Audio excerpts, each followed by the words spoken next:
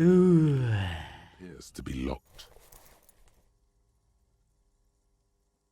You smash into the wood and see a small crack appear on the door frame. It's going to take one more try to break through to the other side. But you've done it. You're not thinking of trying again, are you?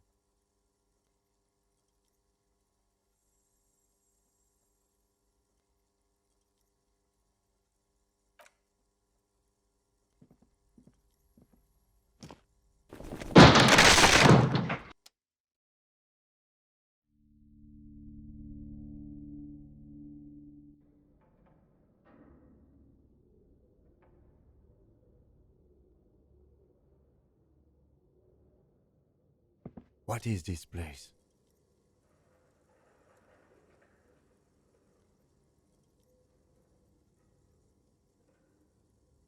I think you're right, though it looks like no one's been here in ages. I doubt the electricity still works. Good thing we have a flashlight on us. Don't forget to take it out of your bag before we move on. Some specks of dust shimmer in a faint beam of daylight falling from the window. Other than that, the room is dark. An eerie feeling rises in your chest.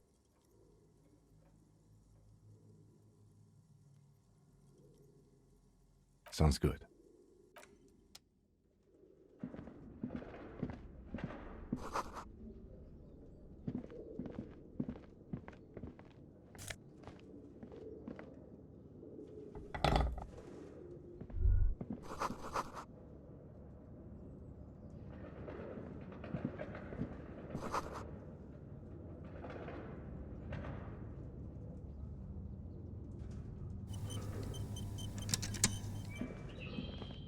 A barbell lies on the floor.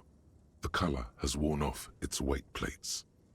It's 60 kilograms. Your triceps hum at the sight of these weights. Show the world what kind of beast it's dealing with. Lift them.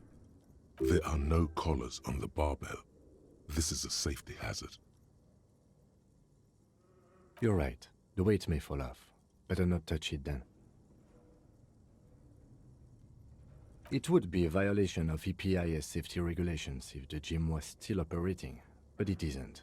No one's supposed to come here anymore.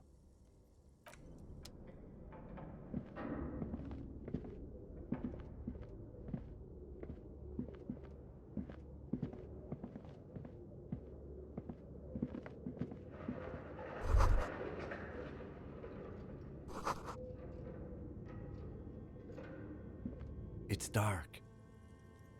And the flashlight works a lot better if you hold it in your hand. Yes, you might even call it a feature of the universe that you need to hold tools to use them. Right, now let's get to it.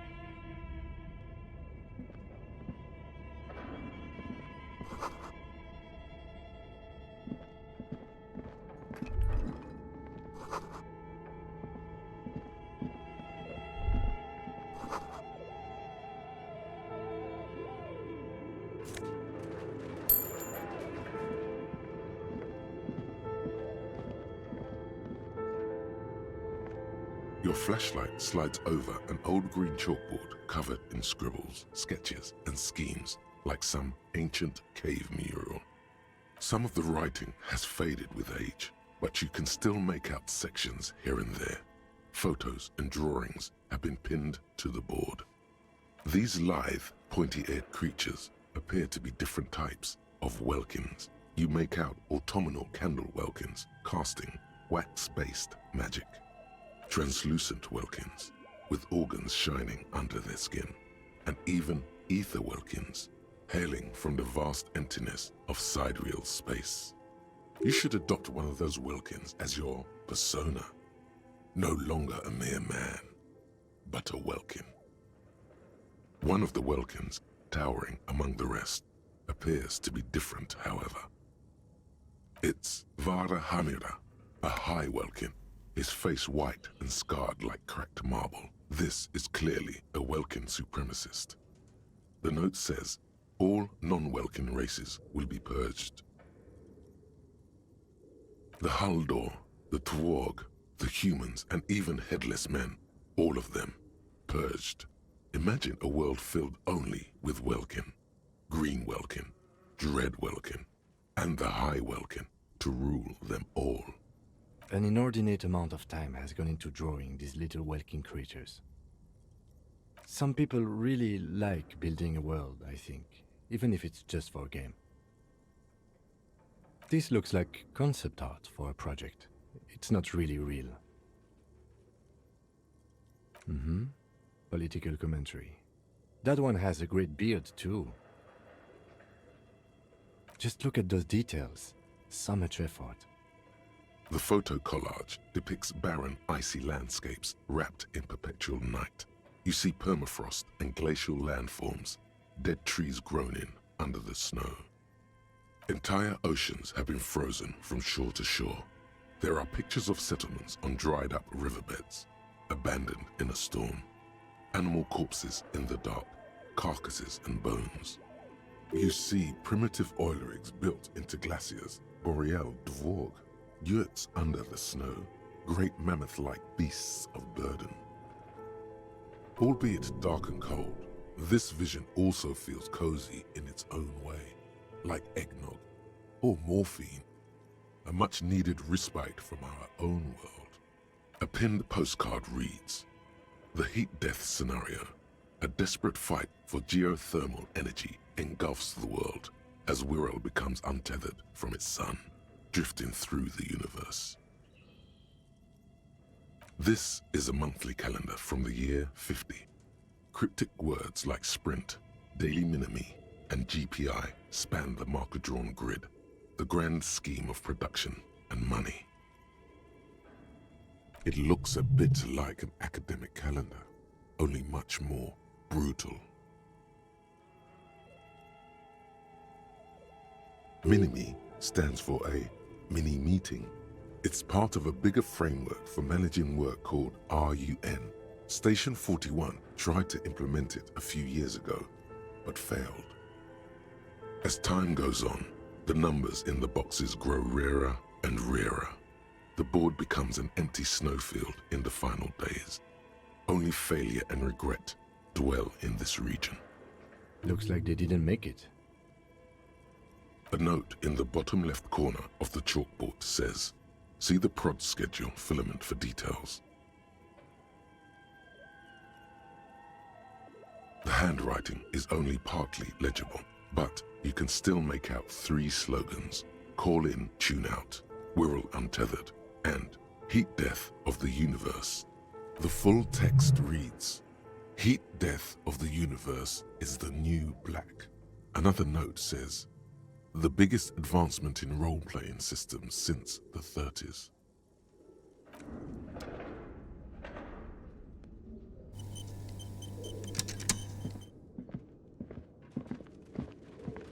This appears to be some kind of machine with a cube-shaped heart and a wired framework. The keyboard has a rectangular on-off button. A piece of paper still hangs from the printer. A radio computer. Just sitting here without anyone inside. What he means is that these things cost money. Why would anyone just leave it behind? This is the Ream Civic radio computer, model RC5120, equipped with a Feld mainframe and a Ream-compatible printer. We have one of these down at the station, but I never really learned how to use it. The machine lights up like some prehistoric animal stirring from its slumber, revealing fluorescent play and print keys on the keyboard. The hatch on the machine's central compartment is wide open. It's empty like a beehive without its brood. Some cables have been left dangling, disconnected. The filament you have would fit perfectly inside the compartment. Like a smooth drawer, the filament slides into place.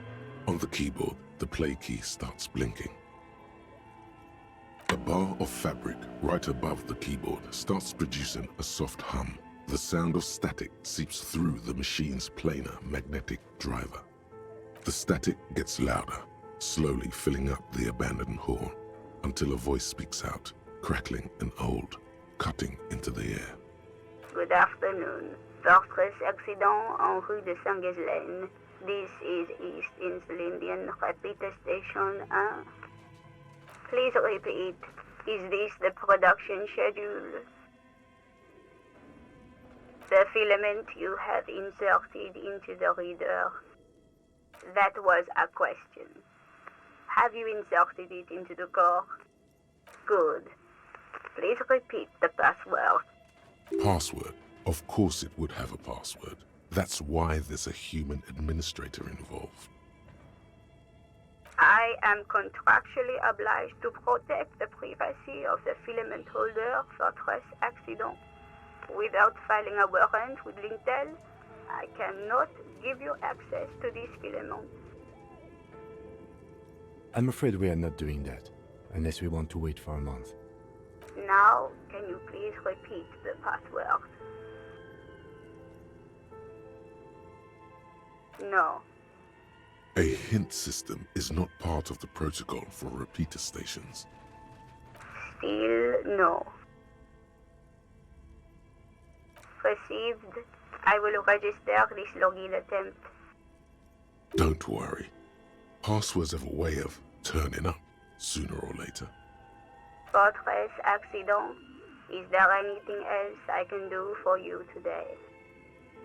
Fortress accident is the company on whose name the terminal you are currently using has been registered to.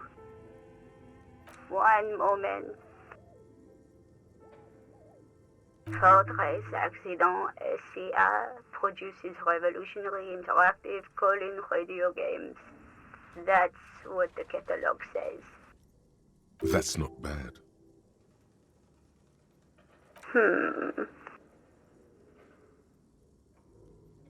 Any other questions? Yes, I am alive. I am 74 years old and my name is Yvonne. She repeats passwords. Programming people are all paranoid. I work as a repeater at the East Insulindian Repeater Station. It's my job to know where you are, Fortress Accident. As for me, well, I am sitting in my cubicle, surrounded by a wall of radios. Now, please tell me if there's anything else I can do, Fortress Accident. Thank you, and goodbye. Tiles on the cube are still smoldering, casting the framework in a soft glow. Fluorescent play and print keys shine on the keyboard. Nothing happens. Nothing happens. Nothing happens.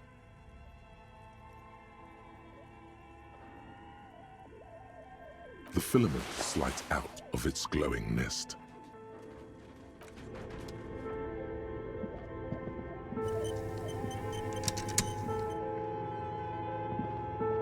This old fireplace is covered in lines drawn in blue and red marker, the mesh spreading over the stone like blood vessels on alabaster skin. It looks ghostly and strangely ancient. The whole thing resembles Kadran mosaic tiles. Very pedantic. History classes, students with their textbooks open, studying the roots of our civilization. Those aquarelle blue tiles looked beautiful in the sun. Radio frequencies, it seems. UKV 123.6, UKV 123.7, UKV 123.9. Some written notes, too. Sparse and cryptic. Unclear. It looks like a cardiovascular system split into veins and capillaries. Very advanced. You think so? The web is comprised of radio stations, all lead back to one red heart, titled The Game Master Frequency. A note says, this one can listen in on any station it wants. They must have had massive airwidth. These things don't come cheap.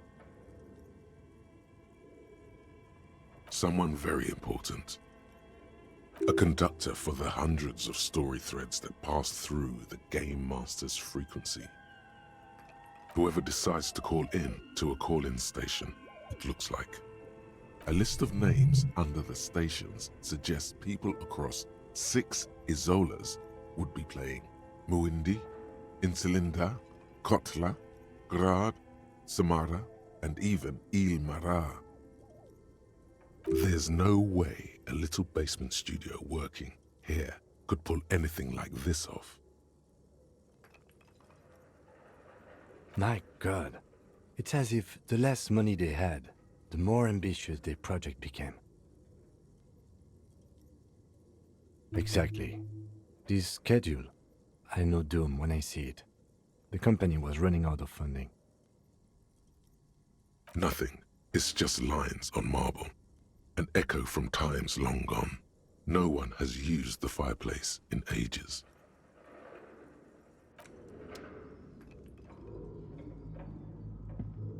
Okay. What do you think is going on with that computer, chalkboard, and fireplace?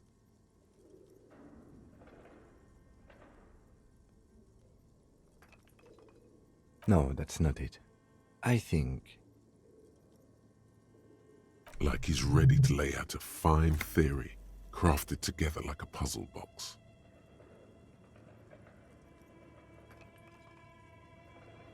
It looks like one of those popular pen and paper role-playing games, only these people were trying to automate it, make it work on radio computers. Through call-in stations, none of the players have to be physically present. Anyone in the world can participate in the game, as long as they have a two-way radio. Then there's the Game Master frequency that listens in on the smaller call-in stations. I think that was supposed to coordinate the stories, functioning as a master of ceremonies of sorts. Coordinating so many games would take a whole switchboard of people, possibly divided into sub-frequencies. Not to my knowledge. They make automated games in Grad, Messina, Königstein. You know, places with industry. Not in Revachol West, among the ruins. But I don't think anyone has attempted to create an inter-isolary game before. We just don't have the technology. Indeed, those Welkins are a dead giveaway. Role-playing people love that stuff. The world looks like a modified version of the WeWorld board game, with hit death thrown in. Super cool. Someone should give them millions of real immediately. This game is too good to be left unfinished. No idea. They stopped filling out the schedule on the chalkboard.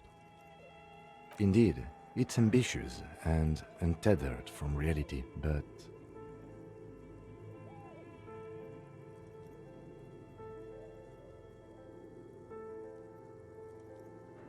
It's too late for that, I'm afraid. Okay, let's keep moving.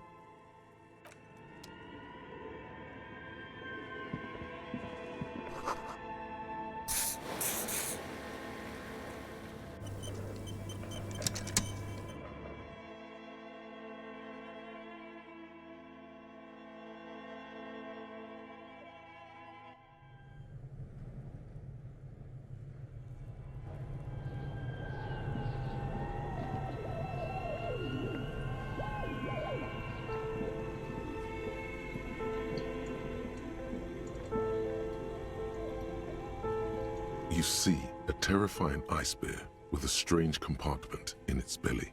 The door is covered in frost and the bear's eyes are glowing red. The bear looks oddly realistic. Is it taxidermy? The lieutenant doesn't answer. His eyes are glued to the animal. A gust of freezing cold air rushes to greet you.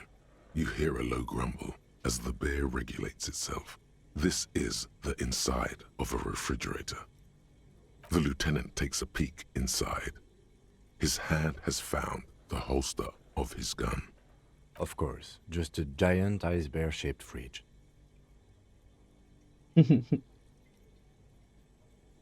Let's take a look inside. The shelves are empty. All you see are crumpled ice cream wrappers with the brand name, Revachol Ice City. A handwritten note has been attached to the door. The fridge is huge. You pocket the note and the little fridge magnets keeping it on the door. A friendly cartoon bear smiles back at you from a glossy cellophane wrapper. It looks nothing like the fridge. The paper still smells of vanilla and chocolate. Good question. It looks like an ice cream fridge.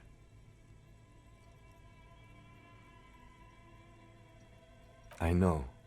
What an unfortunate marketing choice.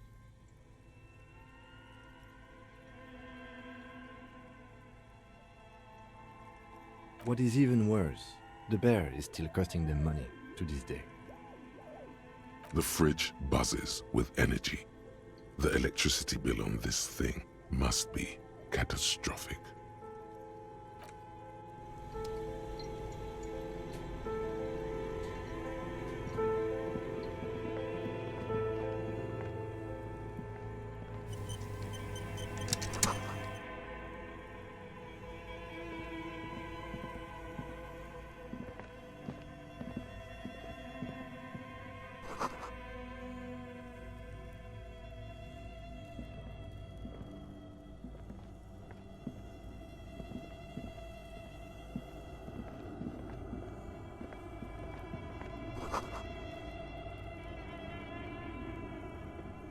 A few bricks have fallen off, revealing a compartment behind the wall. It's too dark to see in. There is, yes. And there also appears to be something inside the hole. Interesting. Do you want to take a look? Your hand reaches deep into darkness and spiderwebs. Rummaging around, you find rusty rifles hidden away. Are these any good? Most of them are rusty and inoperable, like the rest, but one catches your eye. A bolt-action model with a fine wood stock, in better cosmetic order than the others. That's a rare sight. Seems to no longer be functional, but still a beautiful thing in its own way. Seems like an old bunker from the revolutionary period. Look at all those rifles. Must be an old weapons cache. It means there are firearms, albeit inoperable, still lying around in Martinez. It's an interesting coincidence, I would say. Might come in useful in the future.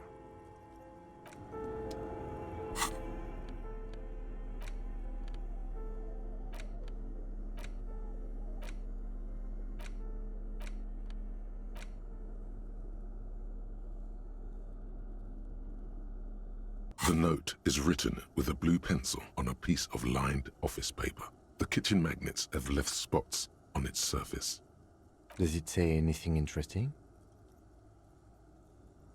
This is tangential at best, but the lieutenant's detective instinct is still active. Someone has scribbled, S. I can't believe the off-site copy is still here. The illiterate ginger kid keeps stealing stuff from the studio, so I had to hide it somewhere safe. You'll find the filament memory with the off-site copy in the frozen ice cream maker. Please take it home, ASAP. It's important. I'd do it myself if I lived in a civilized place with a freezer. Take care. Sully soif. Looks like someone from that radio game company upstairs. I'm a little surprised they just left their property lying here. That's a plausible hypothesis. It belongs inside a radio computer, storing its memory. It's like a tape. You listen to disco tapes, right? It's like one of your disco tapes. only for a computer. It's like the production schedule you found, only this one's an off-site copy. Really? You don't have a single guess? Oh, I'm sure that child would love to get his hands on a filament memory. Even if he doesn't know what to do with it, he'd probably try to pawn it for speed, based on our encounter. I don't know. I assume it's somewhere close.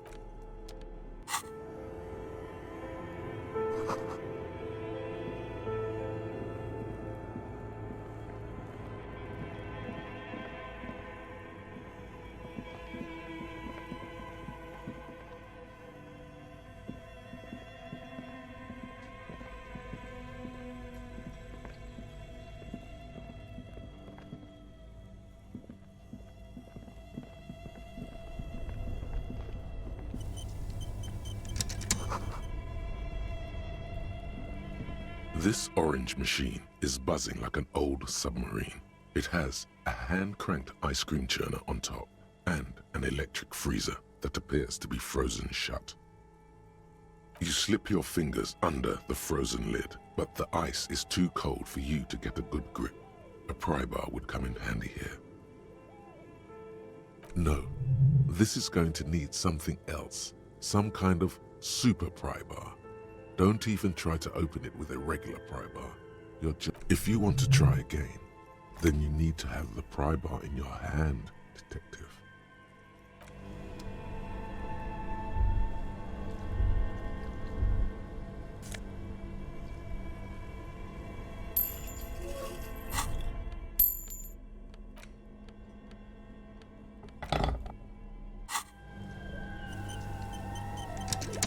This orange machine is buzzing like an old submarine.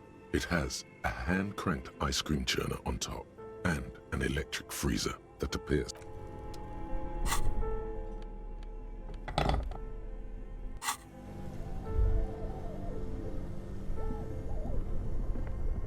Two cables are plugged into the breaker box.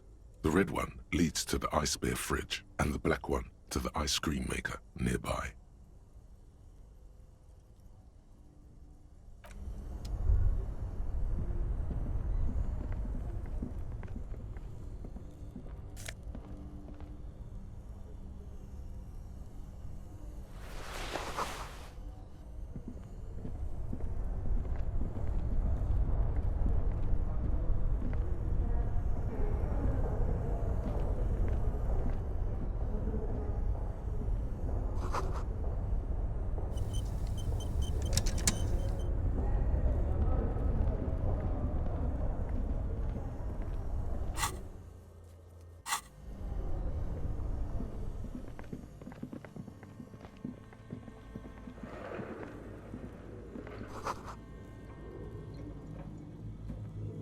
A thick layer of coal dust covers the furnace, coloring it pitch black. Looks like it. Looks like an old central furnace used to heat the building. It's connected to the chimney. No one has used it in ages. No signs of any recent fire. Only dead rats. It's dark and grimy here. In the darkness you can hear chatter. It's coming from above.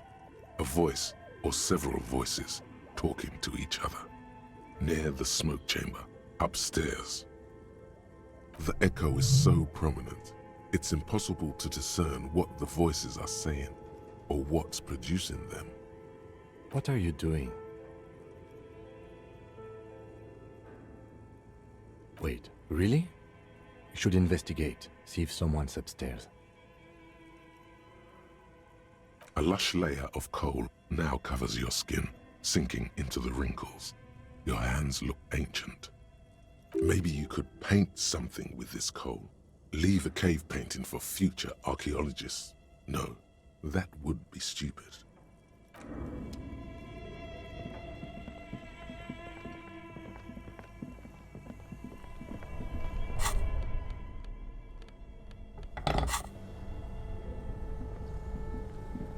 This orange machine is buzzing like an old submarine. This orange machine is buzzing. You slip your fingers under the frozen lid, but the ice, no. If you want to try again,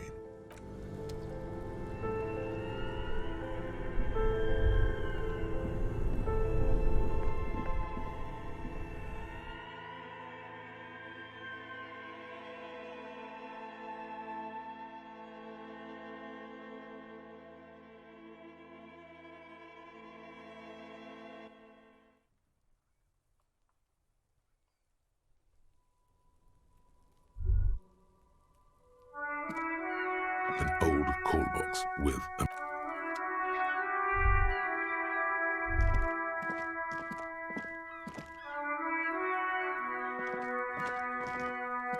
The tracks are as they have ever been, a bit more worn perhaps. Fortunately, the street sweeper still hasn't noticed their presence.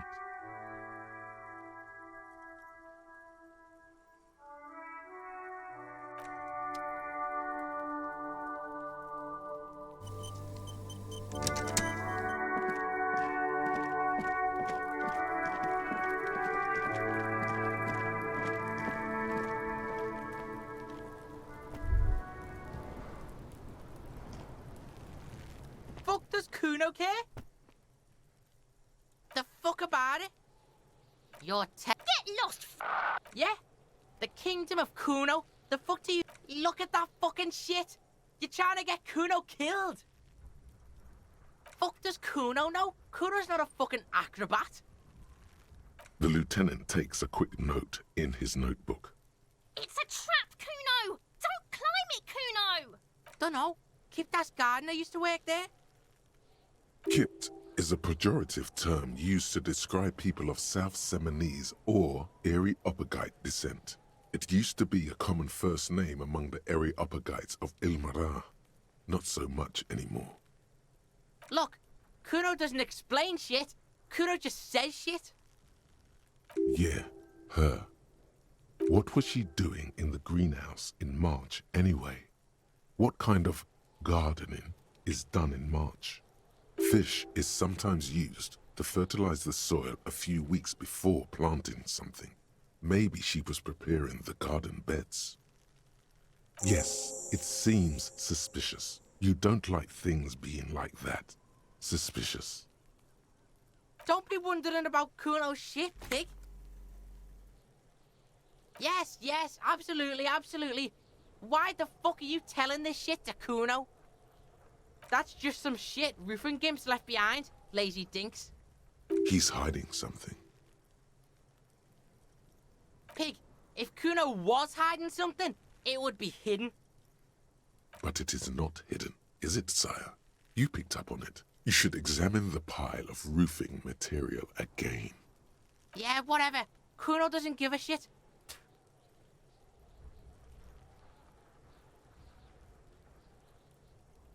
Kuno doesn't...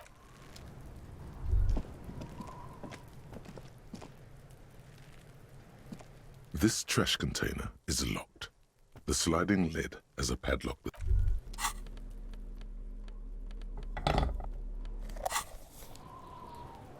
This trash container is locked. The sliding lid has a padlock that says, "Whirling in rags."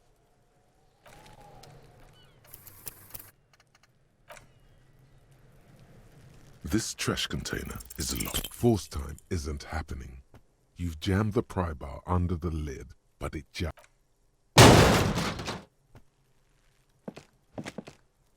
Unsatisfying. Hurt. There's a creaking sound as the pry bar slips. The quality of metal is not the problem. From what I see, it's... Let's ask the manager for the key.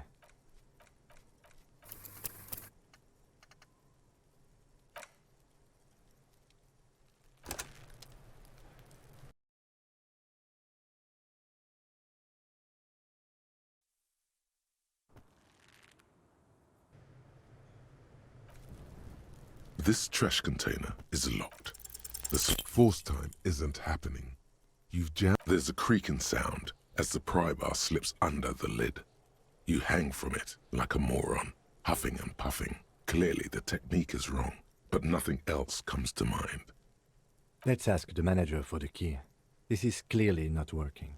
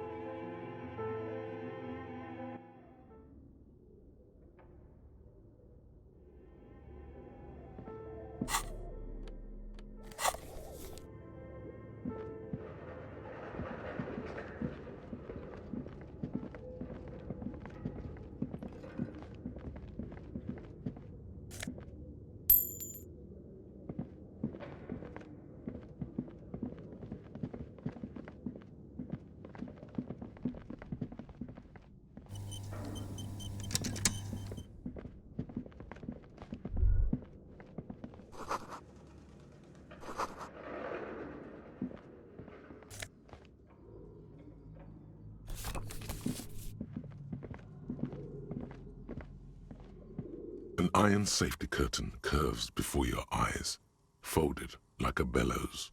It covers half the room, blocking the way into a colossal industrial chimney. This is directly above the central furnace in the cellar. The voices probably came from here. What an odd thing to do. Nothing happens. Still nothing. No one. Those curtains prove to be surprisingly sturdy. Your fist hurts now. There must be another way to wake up whoever is in there. Maybe we should ask the lady in the bookstore what's going on here.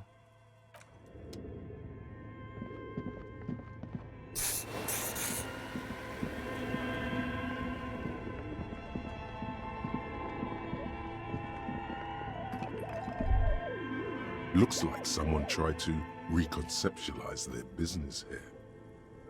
Look, the skis and rotor blades both bear the same slipstream logo. It seems likely that they started out making one, failed to turn a profit, and then pivoted to producing the other. That's a good question. Reality is ruthless.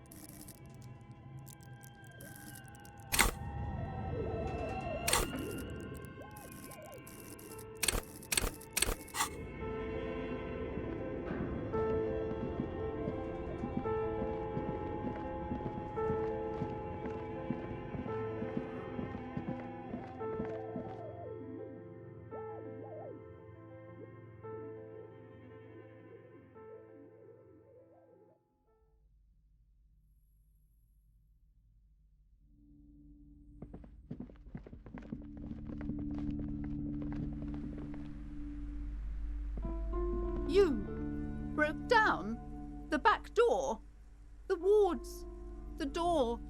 It's all gone now. Dark psychic energy leeching onto my shop.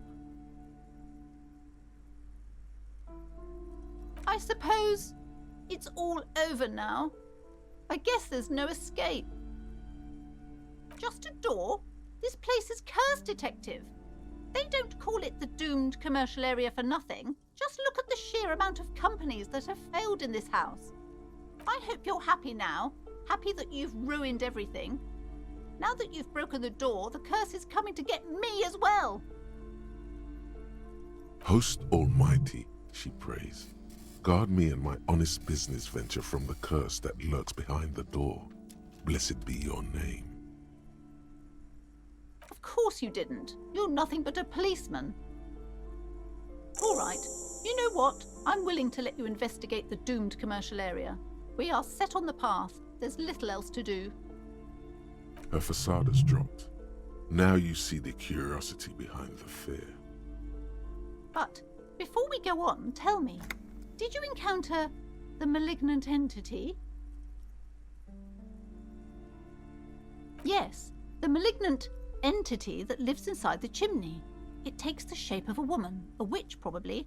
I've suspected that she knows more about the curse than she lets on ever since I first saw her.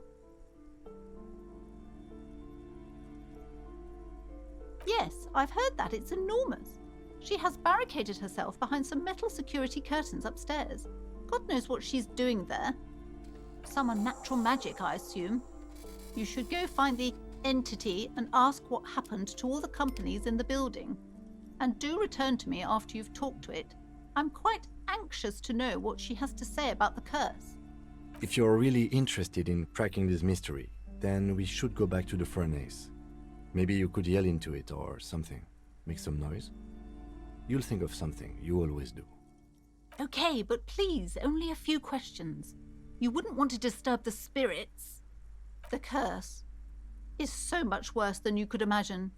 It's a disease, eating at the very foundation. It's the curse of financial distress, of ruin and bankruptcy. It's not just that, officer. We're dealing with something supernatural here. It's the cacodemons, feeding off bad business practices and disappointing income statements. There's something wrong with this building, I can tell you. Ever since I arrived, I've sensed an eerie, lingering presence, as if I was unwanted here. It's not good to talk about the curse, not in detail. The negativism, it's dangerous. Talking about the void wraiths angers them. Wow. Void raves. You have new words. Yes, I've contacted numerous parapsychologists, and even a pair of Simonese mediators. They provided me with the wards. The wards help to keep the doom at bay and protect us against the darkness that lies further in the building, even though now I fear it's not a— Oh, this! No, it's a special Himian amulet, blessed by desert pygmy shamans, with a spell of compulsion. It's to compel people to buy books. There are numerous spells cast throughout the store. I had the books anointed with a different inducement spell, for example. It's guaranteed to boost sales 15%. Desert pygmy shamans. That sounds like a rather questionable way to describe a group of people. Yes, the Simonese are very crafty, and their wards are extremely powerful. Lesser ward. The woman looks aloof, her features much softer.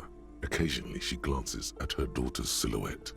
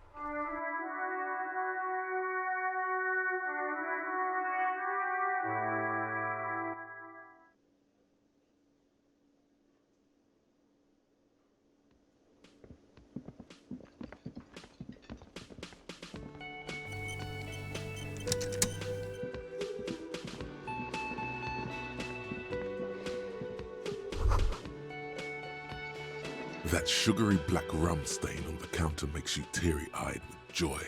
It's almost touching how syrupy and sticky it is. How long have you been up already? Sweet Lord, a whole hour.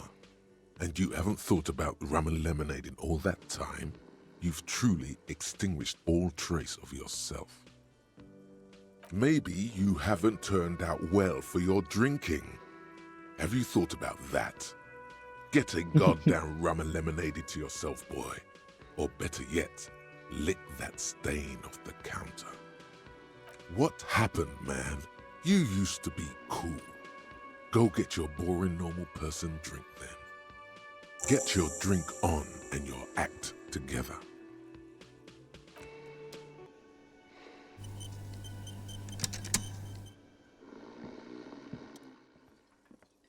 A colourful piece of plastic is dangling from his carabiner.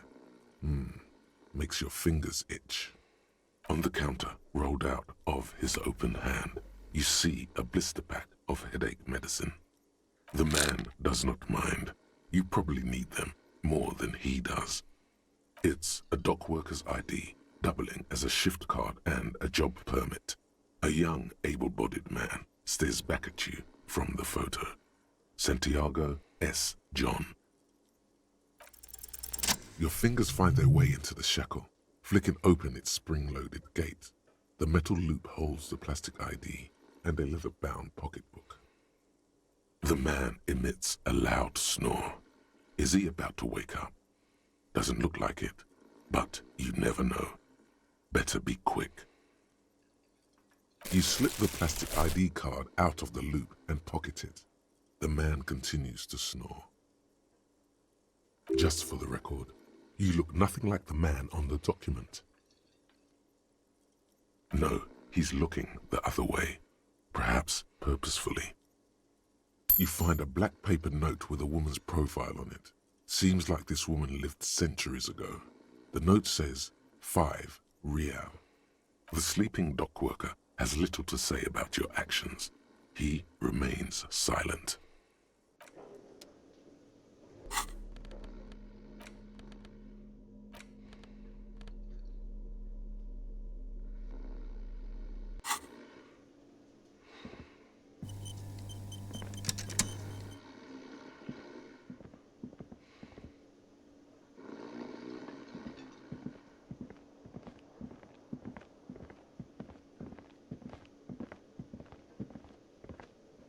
Real mature, man. What exactly were you trying to accomplish? You do understand you still owe me money, right? Damn, your feet thought we got away.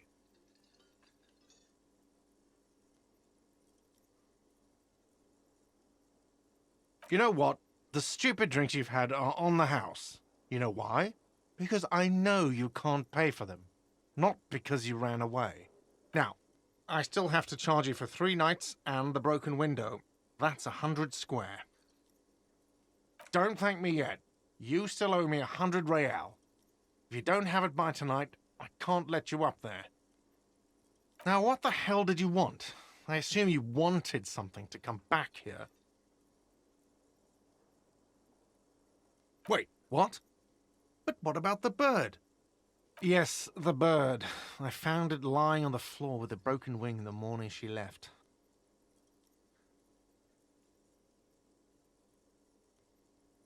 Why didn't she just tell me that?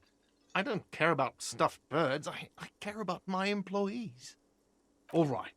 Did she say anything else? About me, you know? Did she say anything about me?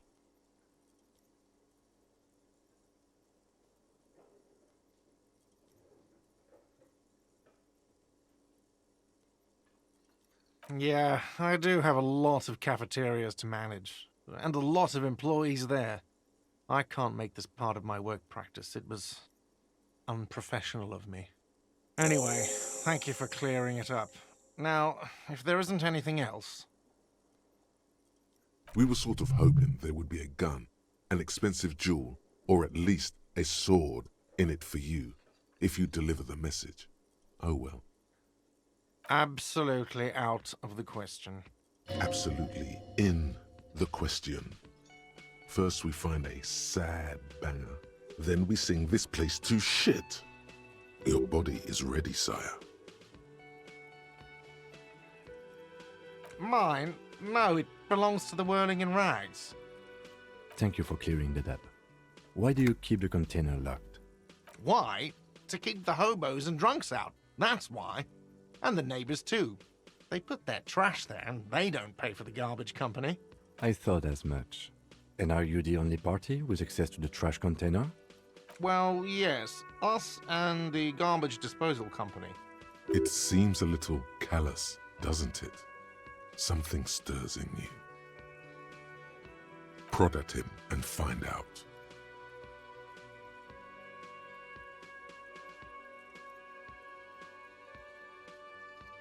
What do you need them for? It concerns the case. Please cooperate. Just bring them back once you're done, please. Do I have a shaker in my hand? Is this a shaker? It's not a shaker. It's nothing. He's holding nothing. It is... Am I wearing a little bow tie? Am I wearing a bow tie and doing this? Am I smiling? Do you see me smiling and shaking my little shaker? No. Do you know why? That's right, I'm the cafeteria manager.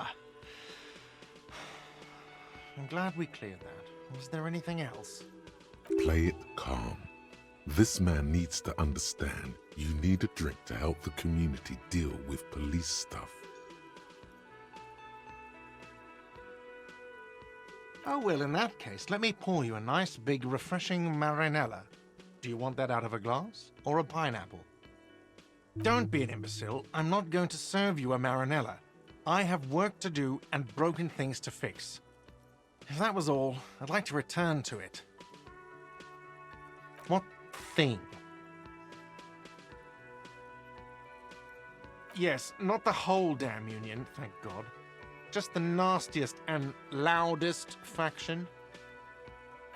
They come here in the evenings. Dumb, unruly types. Think they're big shit. But they're good customers. They place big orders and always pay on time. We should find out who this Lord faction is, occupying the booth. Loudness means talkative, and we need info. We don't. We have to wait. They'll show up sooner or later. Men get hungry, even striking men. If not today, then they'll be here tomorrow. There are these things called days. You sleep between them. He's saying they'll come after you've slept. Just making clear you got that. What? By the way, you should come back to this thing-based questionnaire if you see anything interesting in the whirling later. Yes, have you got it? A lot. For the room and broken window, 100 real. Like what? By the way, where is home? The address is coming up blank, and this place sure isn't it. But you've been at this hostel cafeteria for only 3 nights. Where were you before? You had to be somewhere. You don't really know, do you? A vague, blackened image doesn't sound like somewhere you can stay if you run out of money.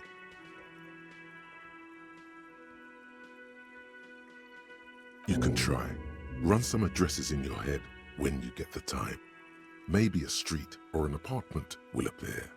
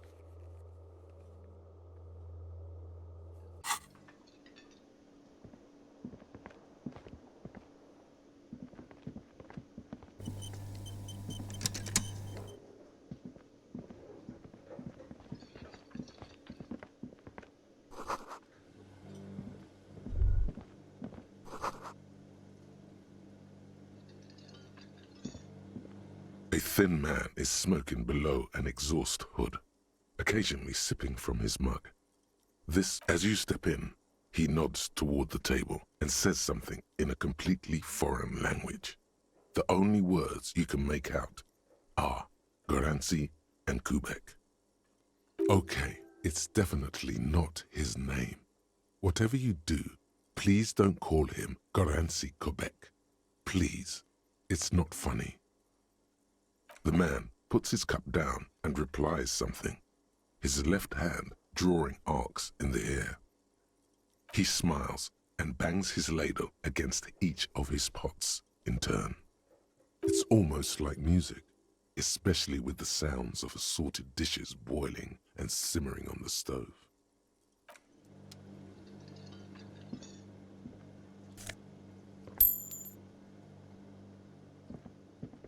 You see a heavy steel door with a prominent dimple lock. It's painted blue. You do? It's a door in the back of the kitchen. Why do you care where it leads?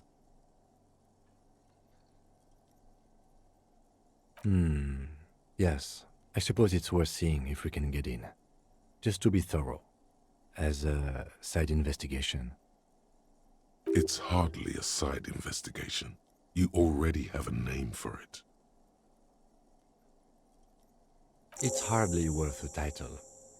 Anyway, Gart is the person to ask about this. The cafeteria manager. The cobalt blue surface feels rough to touch. The stainless steel door is flush with its frame on every side. Old cobalt paint, rough on the fingers. 40, 50 years since this was painted, maybe. It leads to a side building, adjacent to this one. The old building next to this, half ruined. Whatever is, the door does not budge.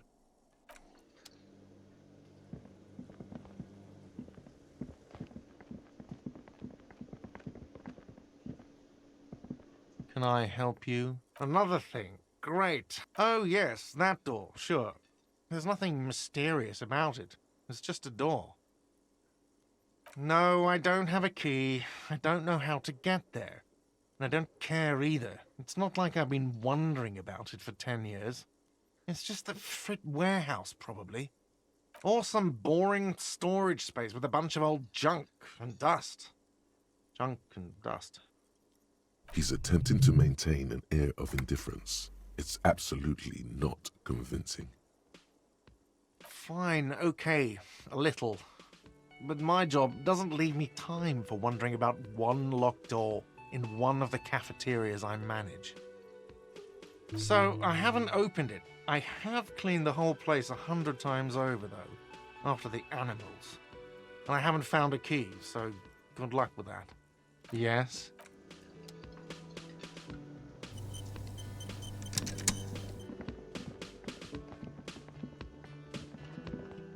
Hello again, sweetie.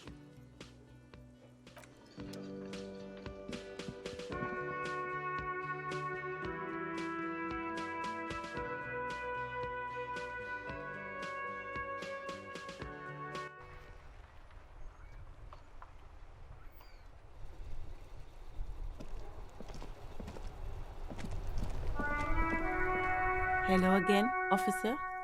How are things?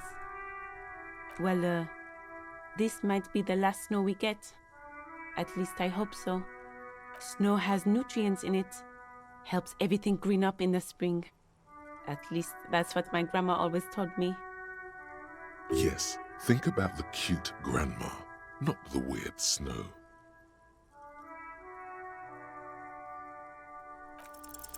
Stop looking at her. Look around. What do you see? That's right. And the canal, the bookstore, the harbour gates. This is a great vantage point for keeping an eye on you. No, of course not. I don't understand what this is about.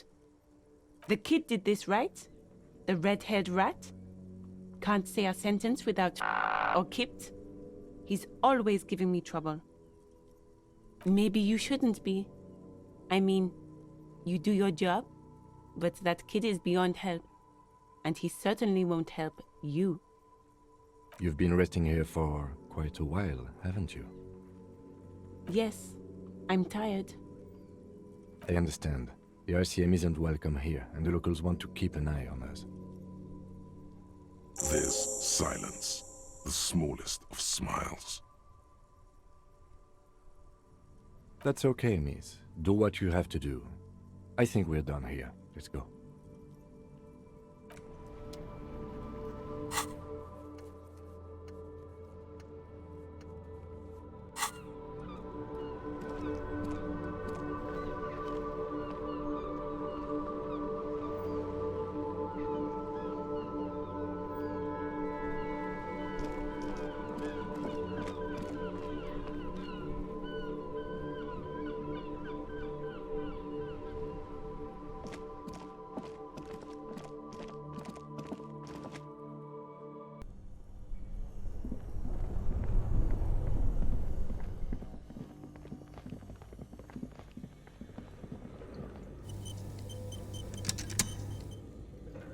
A thick layer of coal dust covers the furnace, coloring it pitch black. You muster all your strength and yell. Your dehydrated, hungover throat can produce little more than a dry croak. A lifetime of smoking and drinking will do that to you. The chatter from the chimney continues on as before. You seem to have made no impression on whatever's up there. Then again, maybe it's worth actually trying something up there. Maybe you should let your voice rest, officer. Try again later.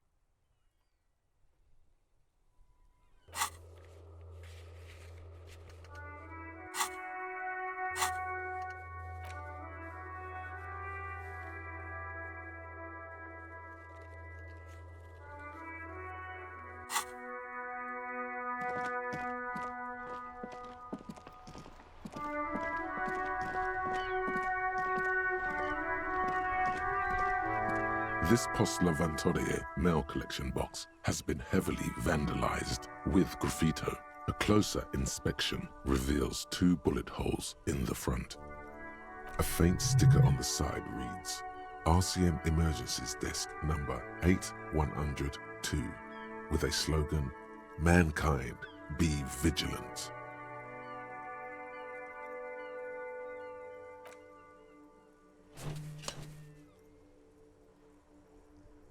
The box seems happy.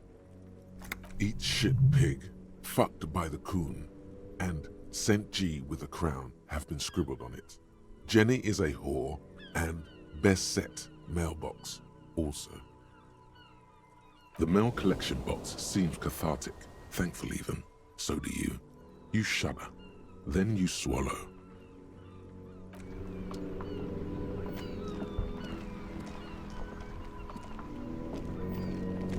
The worn and beaten wooden planks of the bench do not look overly comforting.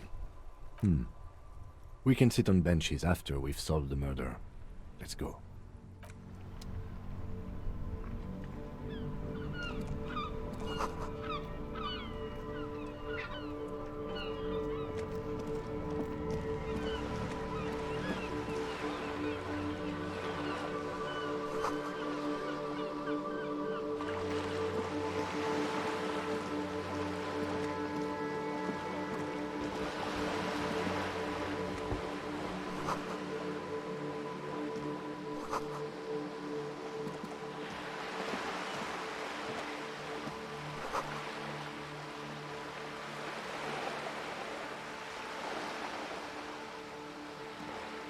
This coin-operated viewer is facing southwest.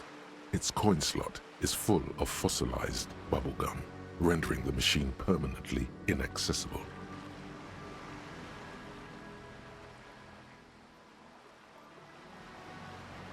The metal feels cold and wet under your palm.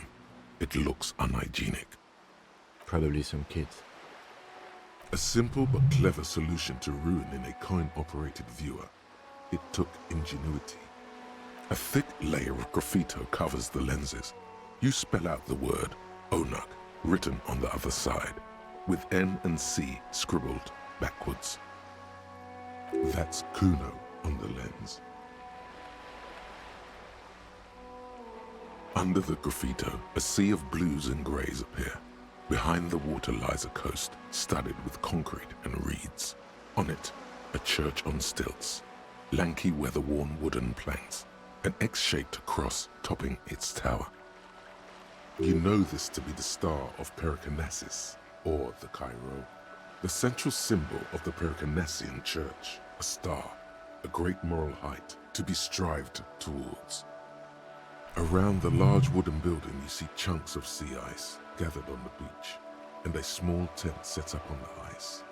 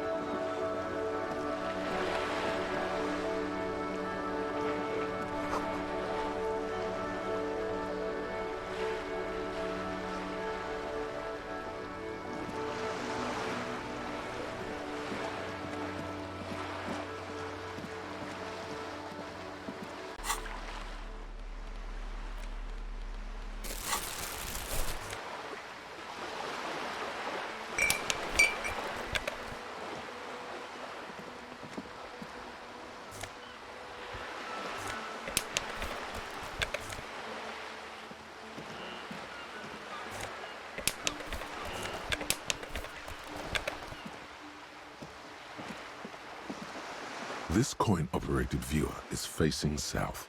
The instruction manual says to insert 25 centimes and pull the handle while looking inside. Then use the focus knob to zoom in if necessary. Why place a tourist attraction in the middle of such poverty? There was a revitalization project in 49. A design studio tried restoring Martinez to its pre-war glory. It didn't stick. They got as far as the street lamps and the statue on that intersection. Then something went sour. I suspect that something was Everard Clare, the union leader. He muscled them out. It's how it usually goes around here. That's odd. I could swear you were a police officer. Your money disappears into the coin slot, a clunk, the ring of metal. The curtains on the display open. You lean in to catch the view. It's blurry, different blues and greens. In the middle of the shimmer stands a drab grey shape, like a ghost. The lenses shift. The ghost sharpens into an islet in the bay. In the ruins, a man-made structure is visible, a half-sunken sea fort, its concrete almost reconquered by nature. It looks as if it was abandoned quite some time ago. Nothing but a rotten tooth remains of the anti-aircraft tower. A lonely birch tree grows out of it. Really? I don't have the eyesight to make it out.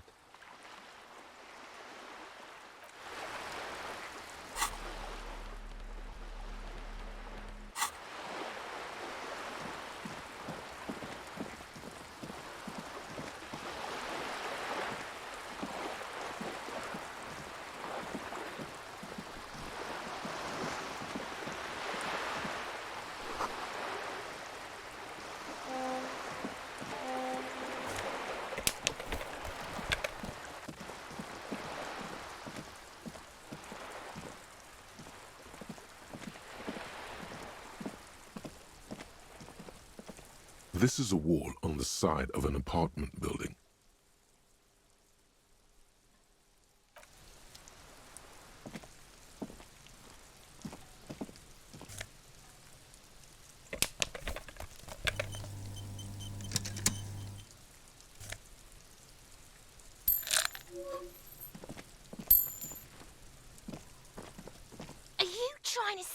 up on me?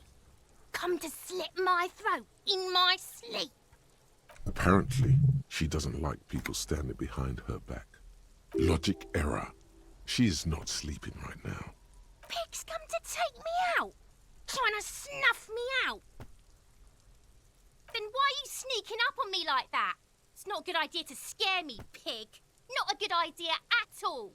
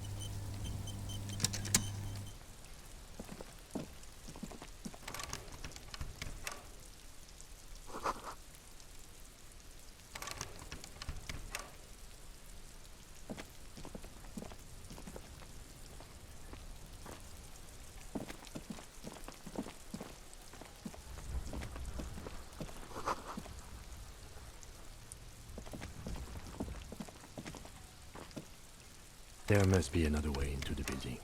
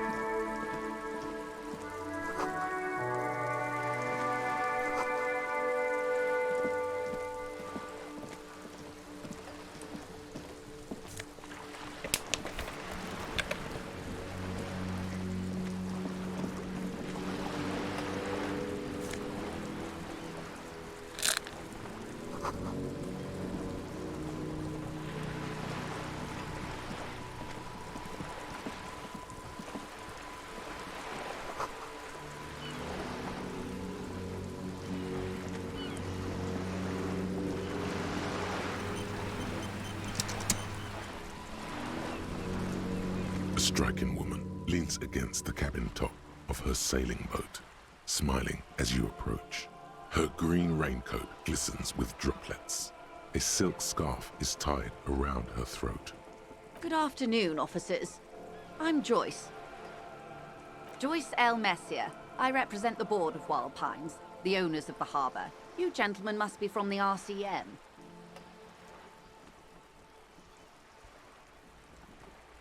Nothing, honestly. I've said it to every drunk in town, and you're the first one who's responded.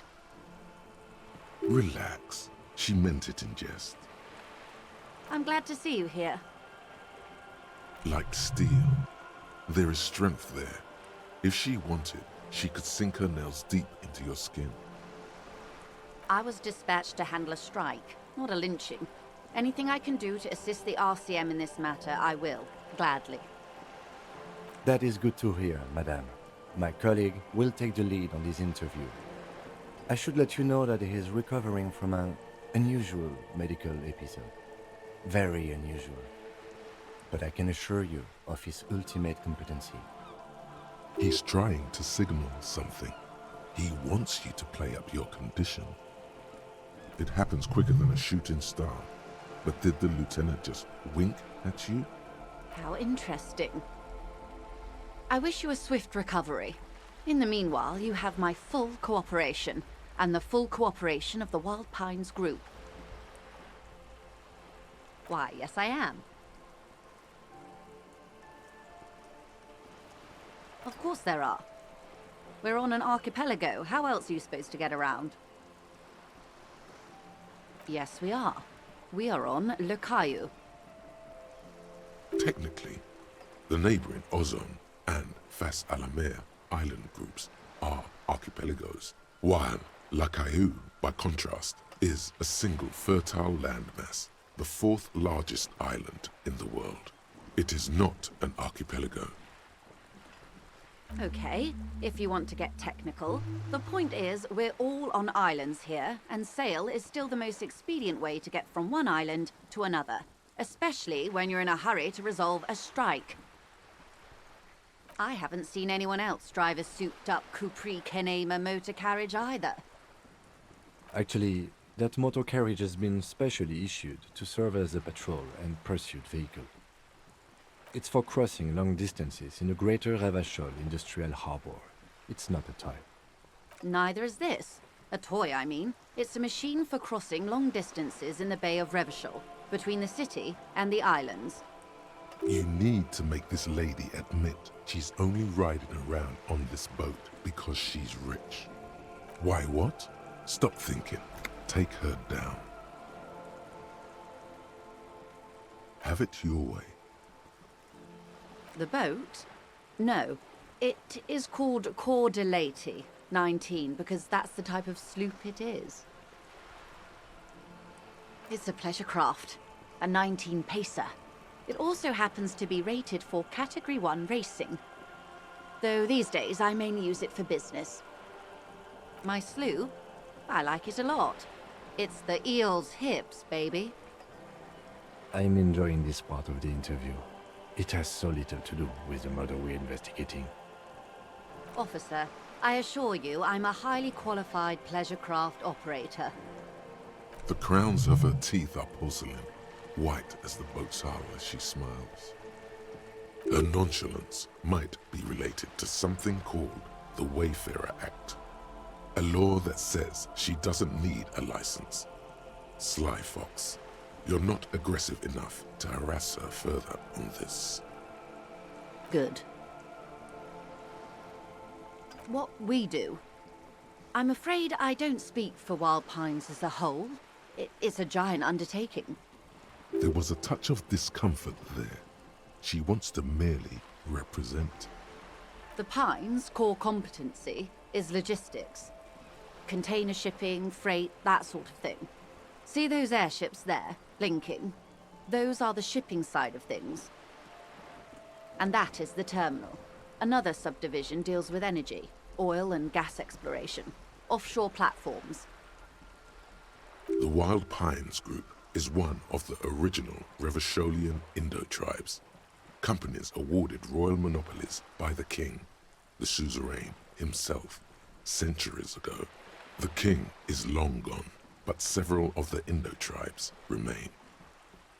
Saint-Baptiste, Elysium, an unknown entity known as Brightest Star. Why, thank you. I'm not at liberty to discuss the company balance sheet, but I can tell you that last year, the company booked more than 20 billion real in revenue. And to think, there are years when the group books losses in the billions. Wild Pines employs 72,000 people, all of whom have families that depend on their salaries. It is a tremendous responsibility. They started as an exploration and cargo fleet conducting trade between the Samaran and Insulindian Isolas 250 years ago, when Pine ships explored the South Seminese and charted Lomantang on behalf of the suzerain. Centuries of care, deliberation, and madness have gone into this endeavor. Vessels pass through the great unrest to re-emerge with apricots in tow. The logic of the system is totalizing. It's taken everything from its employees to build it. You know more than you let on. Certainly it helped, but most of the original Indo tribes have failed or been absorbed. To survive, Wild Pines had to grow and adapt. No suzerain did that. You mean aside from being the terminal's legal owners, who are responsible for moving 8% of the world's cargo?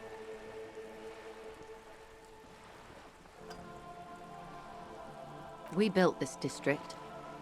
We. There it is. She owns up to it. All the best parts of it. Rue de Saint-Ghislain, with its bastions. The plazas Meteor and Mosaic. Even some of the old street lamps have been put back thanks to the investments from the WP. Before Martinez was swallowed by the industrial harbour, even before it was part of Revachol, long before Terminal B was erected here, the Pines built it as a resort for its Revacholian employees. A company getaway, for a weekend or a summer holiday. Then came the revolution. But that's another matter. I'm here to make sure the Pines can fulfill their responsibilities to the place they built. Everything.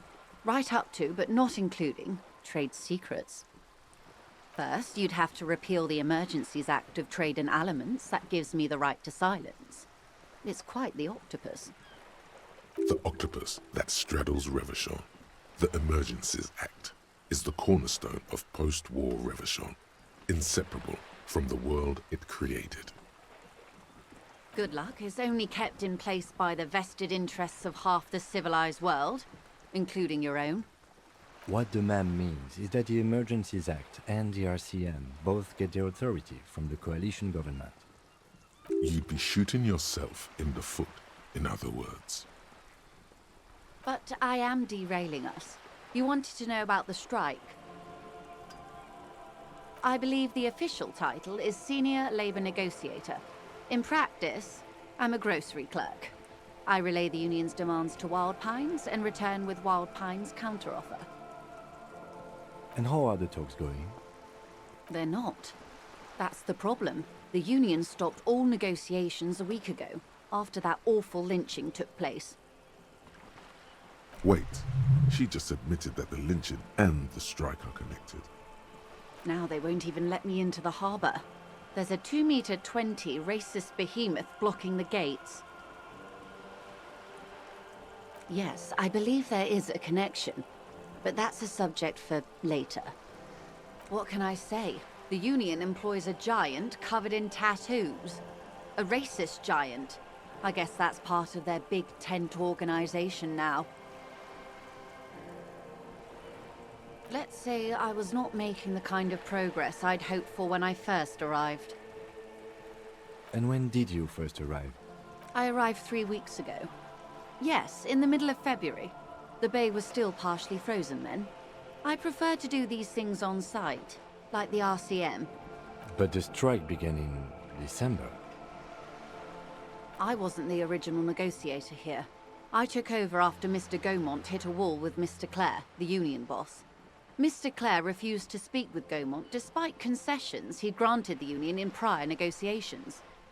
This isn't the first time the union has gone on strike. Heavens no. There have been 2 prior strikes. Both times the union won significant concessions, including overtime pay and a medical plan. This time their demands are more, I guess you could say, aggressive. Ludicrous even. It's meant.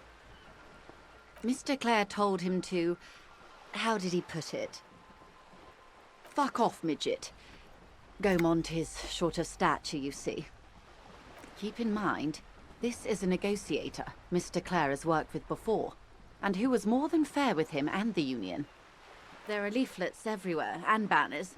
What did they say again? Oh yes. Every worker, a member of the board. Most of the workers probably don't know what that means. In its defense, another said, demand democracy. Pretty tame stuff compared to every worker, a member of the board. Fortunately, they explained it. Every time the Wild Pines group makes a decision about anything, it needs the signature of each of the 2,200 workers in its Martinez terminal. Just so you understand, this is but one of 22 terminals owned by Wild Pines. Essentially, not only are they kings of the company, they are also kings of the 72,000 employees of Wild Pines Group. An opening gambit, surely.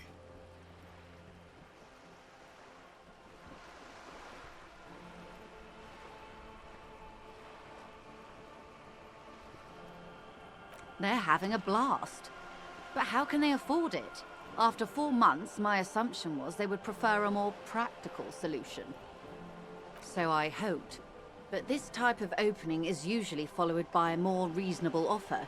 I've yet to hear one. Just the same nonsensical slogan repeated over and over again. And now, people are getting lynched, I hear. Behind the whirling in rags. A disastrous situation if there ever was one. Excuse me, from whom did you hear about this lynching? I first heard it from the boyer at the gates. The one whose very name advertises his aversion to work. I think he said it was, "Call me mañana." This checks out. Everard Clare is a man of the utmost integrity. If you can say one thing about him, it's that he always puts the interests of the workers first. She's being sarcastic. Don't take her performance literally. Of course not. Everard is fantastically corrupt. I imagine he has a thick, viscous goo where you and I have blood. If you were to prick it with something sharp, you could see it oozing out. A knife, maybe? No, a rapier. Oh, heavens no. We get along just fine. Yet, now that you mention it, I can't stop imagining that black treacle just dribbling down his double chin. He is the most corrupt individual I have ever seen, and I deal with men like him for a living. If there is anyone more venal, more irredeemably nepotistic, then it's his twin brother, Edgar. Yes, Edgar looks exactly like his brother, except for that lazy eye. He also talks exactly like Everard does, and when one's term as foreman is up, the other takes over. It's how they circumvent the term limits, you see, with a funny little switcheroo. While in office, they've embezzled God knows how much of their workers' dues. The Débardeurs Union was once a perfectly normal institution. 20 years ago, anyway. It must not have been easy to establish under the Emergency Act, but they did it. I can respect that. Organised labour at its best, as they say. Then something happened in the local chapter elections. The brothers Clare came and transformed it into a... how do you say? A mob. The Débardeurs are a crime syndicate. Sad as it may be, I suspect we'll be forced to cooperate with them. Refreshingly honest, officer. The company has tried appeasing in the past, but I'm afraid our concessions have only emboldened Everard and his brother. And your opinion, detective, if I may ask? I'm a curious and talkative person, you see. Would you say the Débardeurs Union is... Thank you for being candid. Sadly, Wild Pines have cooperated with what amounts to a crime syndicate for 2 decades. However much you feed the wolf always hungers. I'm glad you asked. There was a woman, the previous forewoman of the Union. She disappeared. Disappeared? Yes. On the last day of the local chapter elections, her daughter phoned in and said she wasn't running anymore, or coming to work. Ever. End of story. This forewoman, her name? Sadly, the company records do not even give a name. She's just forewoman in private correspondence, Holly. I don't even know if it's a sir or given name, and I don't have access to the union's files. Indeed. The company suspects foul play, but there's nothing they could do. It was a union matter. The point of the presentation is, these kinds of things happen around the Clares. Watch out when you're dealing with him. Thank you for your concern, ma'am. We'll be just fine. Quite a few things, I'm afraid. The information I'm to share with you includes sensitive trade secrets. For the sake of my employer, I have to ask for your names and badge numbers. Of course, ma'am. We should have introduced ourselves. I am Lieutenant Kitsuragi, from Precinct 57. And this is my colleague from Precinct 41. I'm afraid he doesn't have his badge at the moment. I hope mine will suffice. How curious. Why is that, Detective? I see. So, are you saying you lost your badge during the course of this episode? Oh dear. Some kind of encephalopathic amnesia? I don't even know how to respond. I do believe you, naive as that may sound. I simply can't imagine what you gain by faking such a condition. As I said, ma'am, his technique may be very unconventional, but he is an officer of the RCM. Of course, I sympathize, but I'm afraid I simply can't share anything more until I've seen that badge. She's a professional negotiator. She should be open to some sort of mutually beneficial arrangement. Of course. But before we do, officers, let me be perfectly clear. The situation is extremely volatile. The sooner we can speak about this lynching business, the better for all of us. This reality. Yes, reality is your side case. An experimental side case.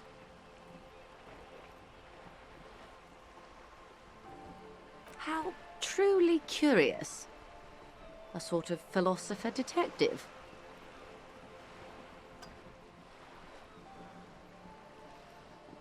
Are they now? A deep synthesis. I'll assist you however I can then. Go ahead. Ask. All right, we're in. I know these all look good, but begin with the first, okay?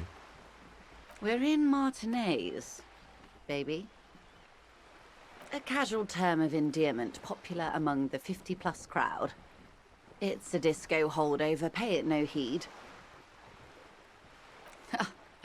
Aren't we all?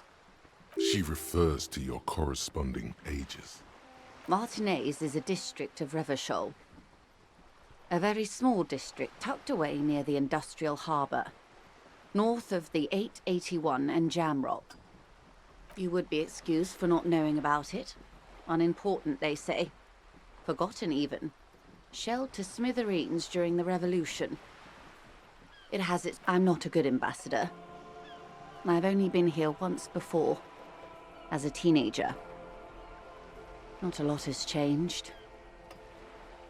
There are ruins, a terminal, fishing boats, reeds, boys with boxy shoulders. As I told you, Martinez used to be a province, a workers' resort before the city swallowed it and the artillery did its part. Now the reeds are the real star of the show here. The further down the coast, the wilder it gets.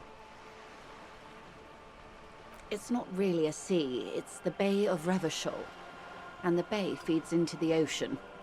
Yes, we're on an island in an ocean, the world's largest body of water, the Insulindic. Known to the early Revacholians as Les Immensités Bleues, the Blue Immensities. Caillou, as you already know. Imagine a pebble. A smoothed-over pebble amidst a great blue sea, misshapen, cracked. The cracks are the River Esperance. We're in the delta of this river on the 6th branch, the Martinez distributary. Revachol? Revachol is what you call a city. The great kind. History detective. They built this city to resolve history. Our part in it, at least. Our centuries. The nations of the Occident, or migrant workers from Seminine and Ile Marat, depending on your creed. In the DeLorean century, 380 years ago. They say it's where the terrible questions of our time will be answered. The tensions are highest, the fault lines deepest. By that I mean conflicts.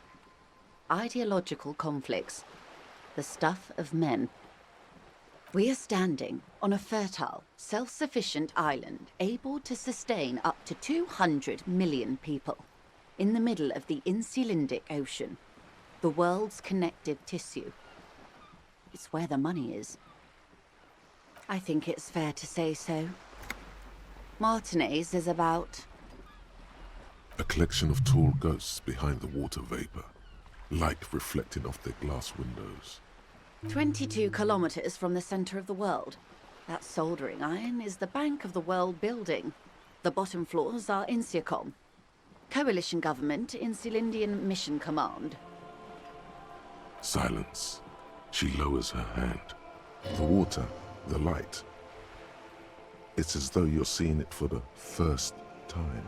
There is no recognition, only the immensity of the sea and the cold radiating from it. We are where we are.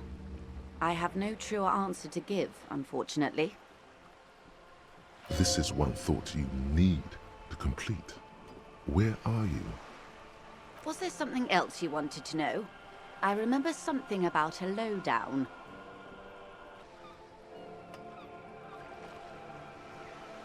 This has been informative. Thank you, ma'am. I'm sure my memory-impaired partner has many more questions to ask, about even more fundamental aspects of reality.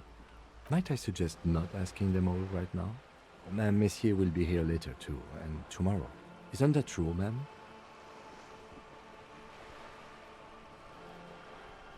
Absolutely. My commitment here is long-term. It's better not to eat all your candy at once. Indeed. I'm always at your service.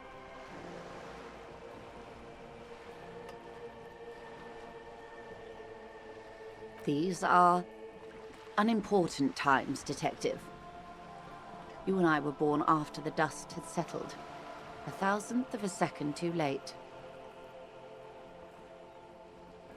For the big time.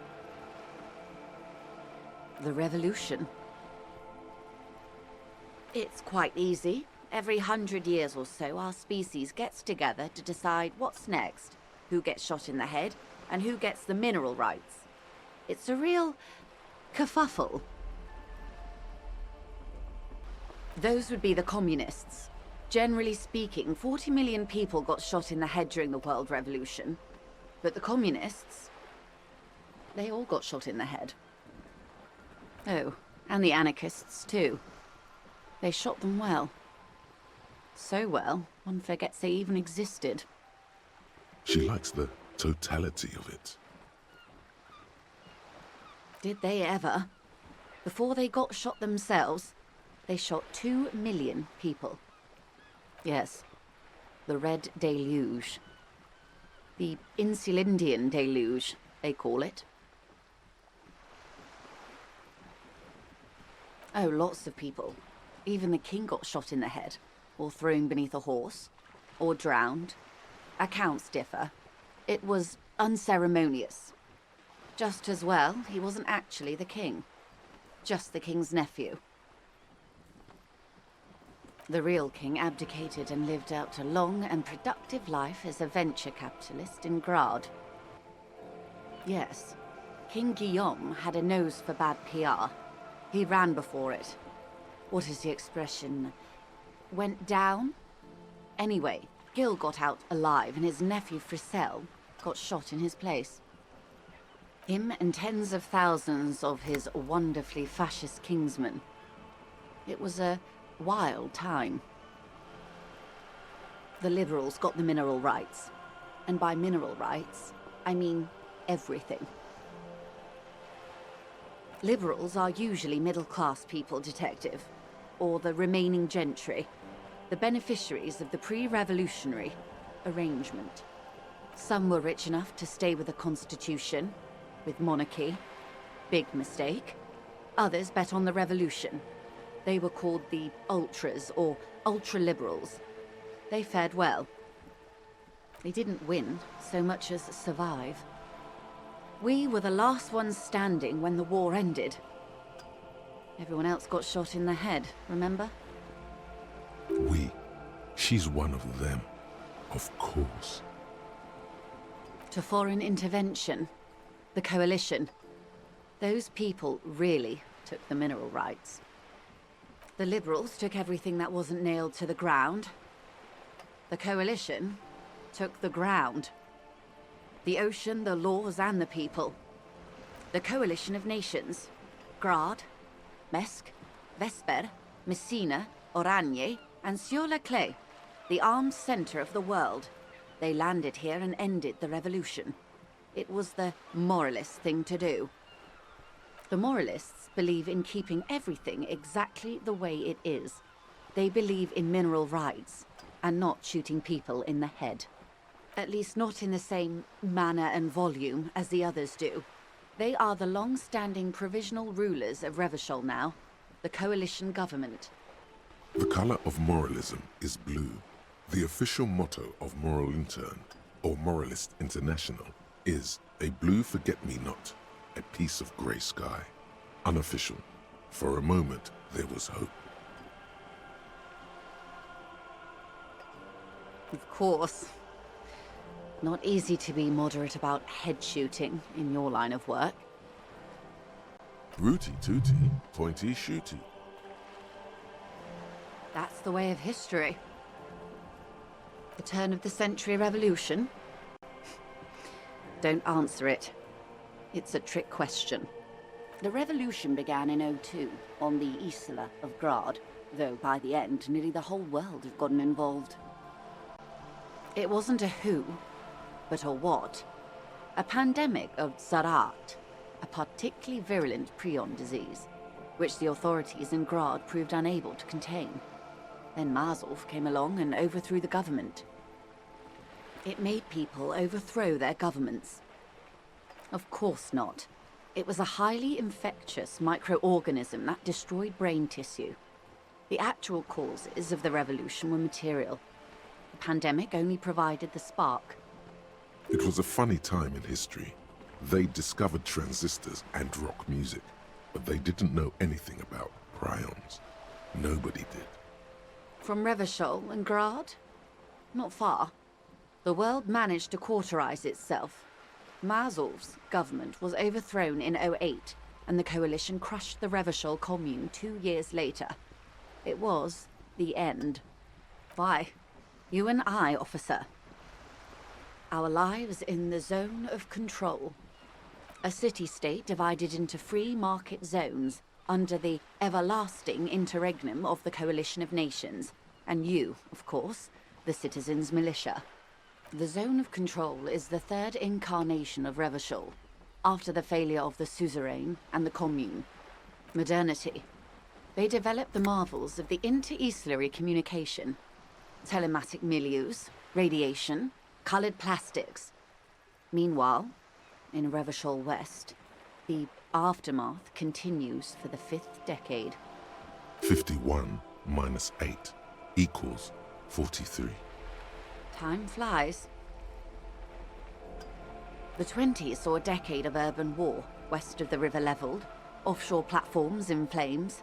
Still, it's regarded as an improvement on what came before. '08 to '19 was simply hell. The 30s? Things settled down in the 30s. Revachol East transformed itself into the world's largest tax haven, with the international community's blessing. For the first time in a long time, it seemed like things were going somewhere. All that untaxed income must have fueled the new. That can only mean one thing. Yes, and quantitative easing. It was a market mirage, unfortunately. The 40s dispelled it. An Isla-wide hangover. Perhaps it wouldn't have turned out that way had I been in charge. I might have bet on the king and led the Pines to doom. I would have sided with the cannons. If you'd seen the calibers of the things, you might have too. Perhaps it's better I was born when I was. 10 of the 14 Indo tribes got it wrong. Feld, Kupri, Tricentennial. So I suppose I would have been in good company. Good question. What would you have done differently? So a quarter of humanity simply lost their minds. And how would you stop a prion, a complex folding protein, unlife, with the technology 50 years ago?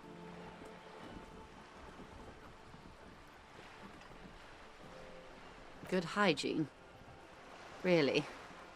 A very moderate solution to an extreme problem. It's those sort of half measures that doomed the authorities in Grad. When they failed to step up, Mazov and his party stepped in. In this particular case, Maybe a more robust state response might have been appropriate.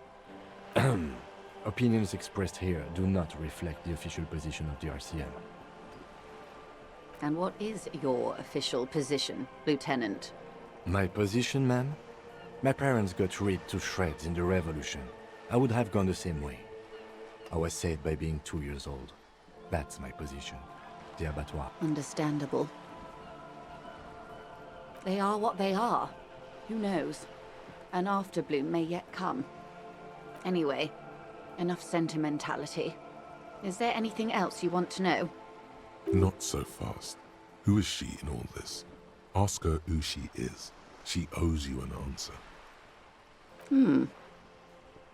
She won't maneuver her way out of this one. I am the vilest of the vile. A traitor. A devourer of nations and infants. I am an ultra. She raises the corner of her mouth, smirking, revealing a canine. An ultra-liberal. It's a type of liberal. From the revolution. It's, not the moderate kind. Haven't you heard? I am a nether creature of the Forbidden Swamp. One of those who pushed the king under a shit wagon and betrayed the revolution. I can see you thought I'd gone extinct. No sane person identifies as an ultra-liberal anymore. Not in broad daylight. You're a centrist at heart. A real moralist. Tell me, now that I've uncoiled myself, do you find me frightening? I do hope so. I hope we're able to remain collegial despite it. Remember, we were partners, whether you like to admit it or not. There's blood on many hands, I assure you. When the dust settled, the Liberals were the only ones left to clean up the mess. By virtue of their survival, they were handed enormous power to shape the future. This was all our last generation managed. With due respect to our overlords, the eternal caretaker government that keeps Martinez a monument to the efficacy of its artillery, I would not have relinquished sovereignty to the Coalition. Not here in Martinez, and not in the Stella Maris or Delta Beachheads either. If not for my own sake. She realizes her small, cold fists are clenched. She loosens them. Then for my daughters. We had an obligation to defend our sovereignty. We should have burned the whole Isla down rather than let them have it. Perhaps my intellectual vanity will be my undoing. You're no dummy yourself.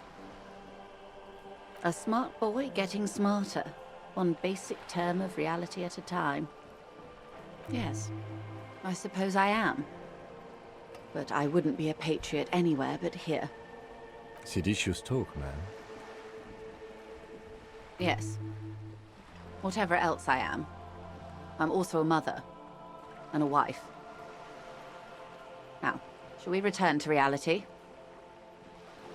A bird? A sphenicid? A flightless bird of the polar regions? Some sort of krill hunter? No, wait. You're an ancient ruin. A symbol of hubris and decay. Half submerged in some salty sea. Of course you're not, my dear. I'm just terrible at guessing games. Ah! This is the pier of Rue de Saint-Ghislaine, 33A, where the tenants have been kind enough to rent me a slot. Or two. A pre-revolutionary tenement. Old buildings are called tenements, you see. And new buildings, bâtiments. After, les bâtiments nouveaux.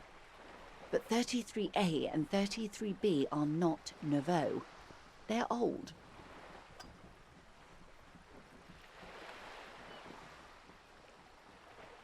This one used to be 8 to 10 stories tall. A real high-rise by the standards of the last century. Built to mirror the skyscrapers across the bay in the Delta. That was before the war, of course. Mostly the urban middle class, I believe. This was once primo real estate, before the cannons lopped 4 or 5 stories off. Splat, splat.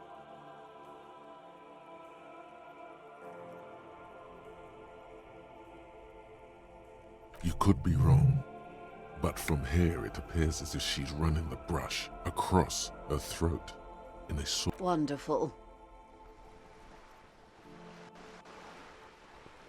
The girl in the old lady rags looks like a sullen and rebellious member of a teen infraculture. Yes, you and I belong to the supraculture. We're common, the herd. The music on the radio, the food in the chain restaurant, those are all too popular for the girl in the old lady rags. She prefers a fantasy world, an infraculture with its own dress code and vernacular. It is an illusion, I'm afraid. There is no refuge from the supraculture.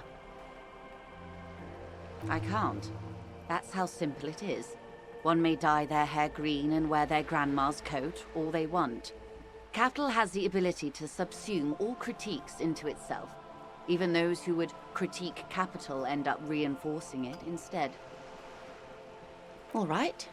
What next? Suddenly, you're not so sure you're part of the supraculture. And what would that be?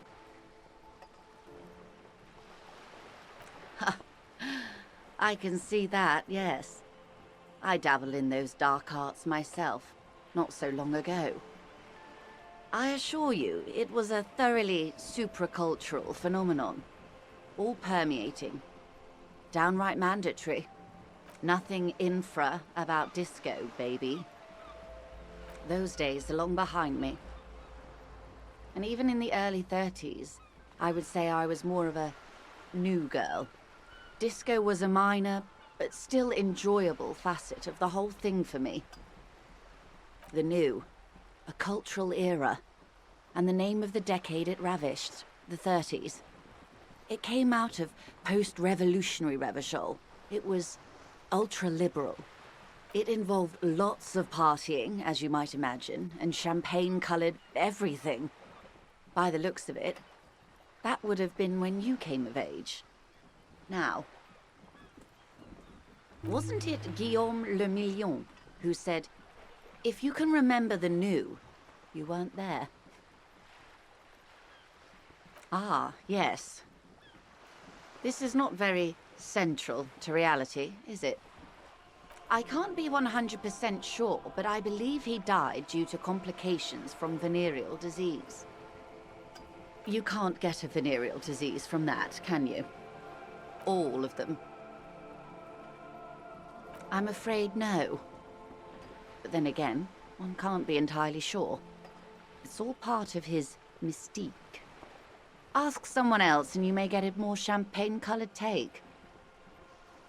Anyway, what other basic facets of reality should we discuss? Glad to have been of assistance. The little that I know. Anything else? Of course, Detective. Take care.